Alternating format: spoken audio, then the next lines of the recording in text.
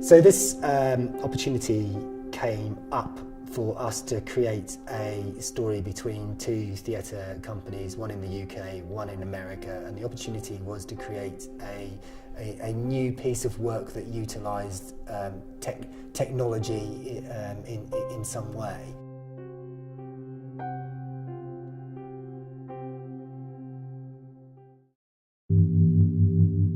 Nobody knows where it started, where the first event took place. Something at the molecular level. And because it was an international cooperation, we decided we wanted to do something using Skype as a means of presenting this story. And it was very successful. It worked really well as a tour and a show in London. People really liked it. And when it came to flipping the idea of it to sort of to see it from the American perspective, it meant that we really had to look at changing the story just because our protagonist in the UK had very much been our UK actor, and it felt that our protagonist in the US had to be our American character, and just in order to do that we had to sort of reformat the piece.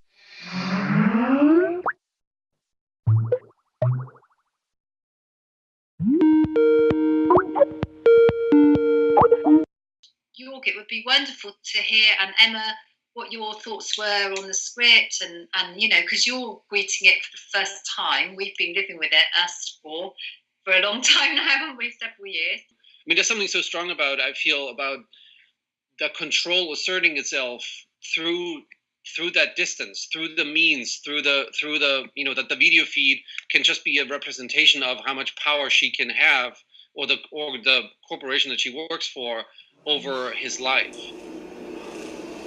I'm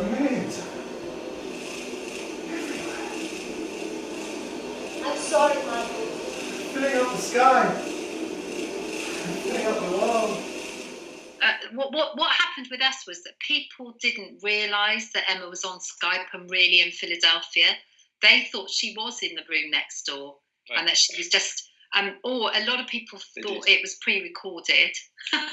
So the actual incredibleness of the event people didn't understand it. They didn't understand what we'd really done. That it had been a play written for Skype to work with somebody 3,000 miles away. It was quite interesting, that.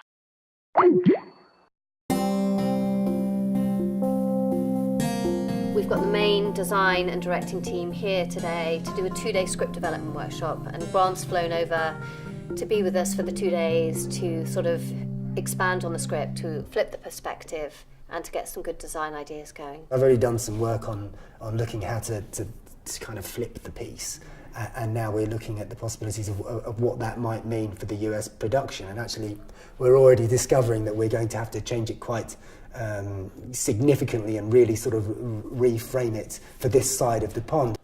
Oh my God, I can see it. I'm sorry. I'm so sorry. That's how many. Like swarms.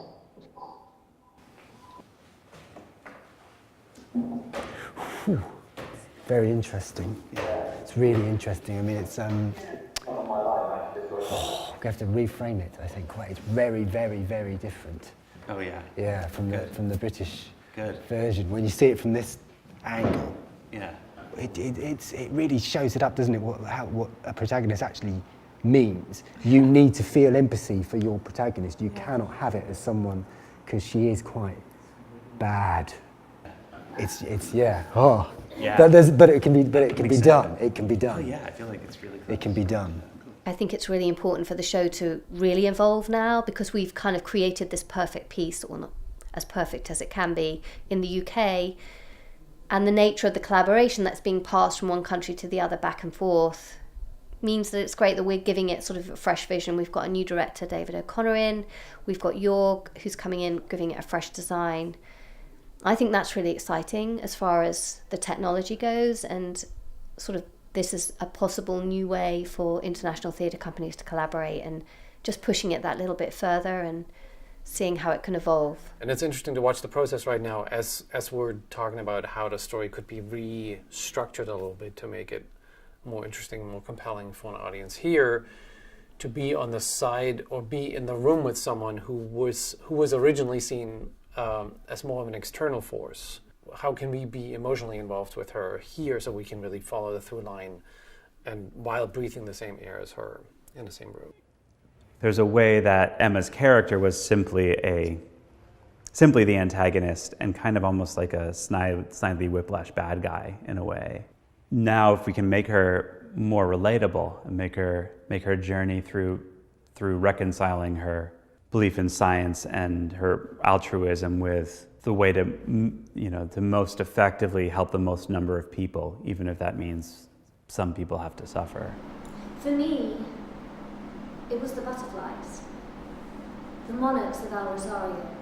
To live inside that argument, instead of only assuming even having that argument is evil, just to live inside that argument and authentically arrive at where she arrives at, and then afterwards asking ourselves, how do we feel about that? It's the same journey I think that the first play was intending to have, with just a little bit more complex, maybe ironic way of looking at it. We can, if we wanted to, use exactly the same setup, which was kind of a box with different surfaces and looked a little bit like a laboratory, because that's in the original production where Michael, the character, her husband, stays almost throughout the entire piece. I have a feeling that we need to be more fluid. We need to be more fluid in our ways to establish these different locations.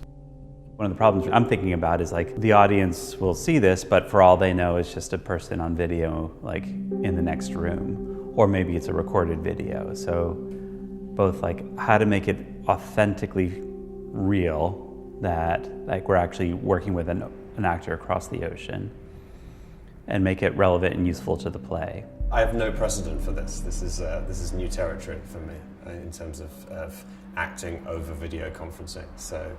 The principles are the same, aren't they? You're creating a character and trying to be truthful and trying to be a plausible human being in a real life context. So all of that is the same, and everything else is just the kind of fun technical details of making it work. In this version of the play, Michael is in their house for the entire play. Karis moves around to a whole bunch of different locations, and her story we're telling here in the US on the stage at the Christchurch Neighborhood Playhouse. Michael, played by Harry, in the UK, all of his scenes happen in the house. So what we've decided to do is we had a couple choices. We could either grab a studio and set up a bunch of locations that we would shoot each scene in, or we could get a house, and then we went with that option. We found a house that we're excited about.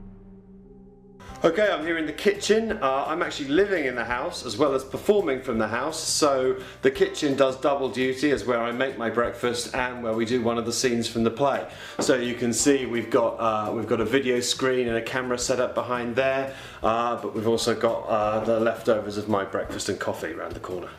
This is one of the main sets for the play. This is the living room of the house, and we use this for the first and last scenes. The most interesting thing about this is this window out here. It's actually pitch dark outside. Well, it's not quite, but it is during the show. So we project an image of daylight onto the back of the window. Okay, what you can see behind me is a scaffolding tower that's used to hold the projector, which then projects the image, which I think you can just see behind me there, onto the screen in the living room. Before, where we were just establishing location with a single sort of image, or in one case some film footage, this time we're working on Harry's End with a whole house. And not only that, but we're doing pre-film sequences. We're also projecting onto the front screens, so obviously the work is in science, and so complex kind of scientific procedures are happening live on stage. I realized, looking at genetic code, that the code is really made out of 4 letters, C, A, T, and G. and that the rearrangement of them is actually what's the representation of the code. So if she was that advanced of a scientist, she would actually be able to read the code as it's coming by, and would be able to stop it and identify a pattern that would be different from what she had seen before. One thing we learned from the UK run is the tech doesn't always behave the way you think it's going to behave. And we want to allow plenty of time to kind of iron out any issues and make sure that it works.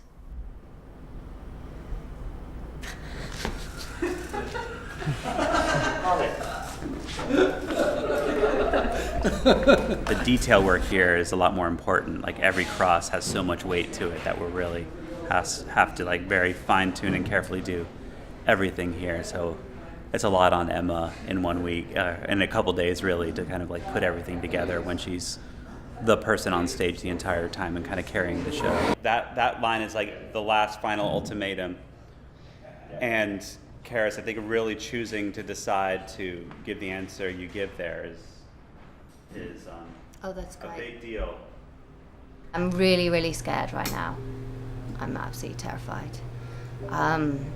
But once we get a run in and it goes okay, I will be all right. But at the moment, my head is just, I felt like I had the show on Saturday when we did a couple of runs. I was like, yep, I feel fine about this. I know the show. And now I'm like, okay, so now I've got all these new things that I have to know. But I think it will be all right. We'll see.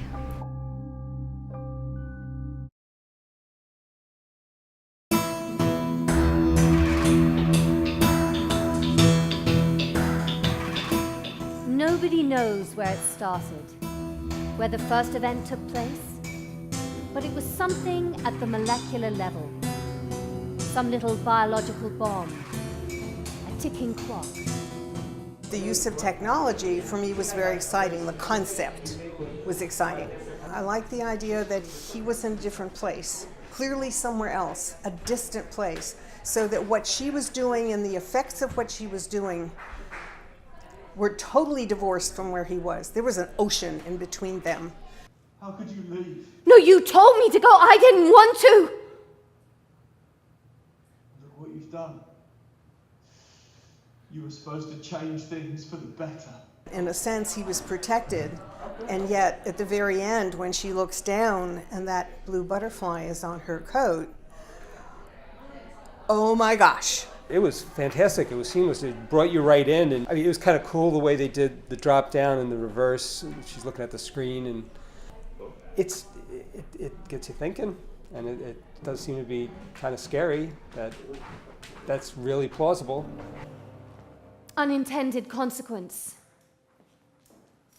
It is a hallmark of the project.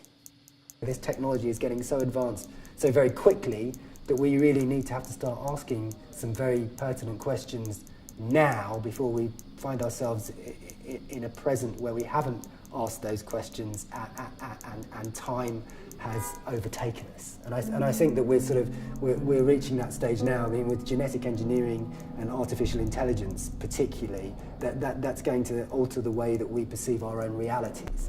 And if that's going to alter the way that we perceive our own realities, we have to really start asking questions about how we order society around those new realities. And we have to ask those questions now.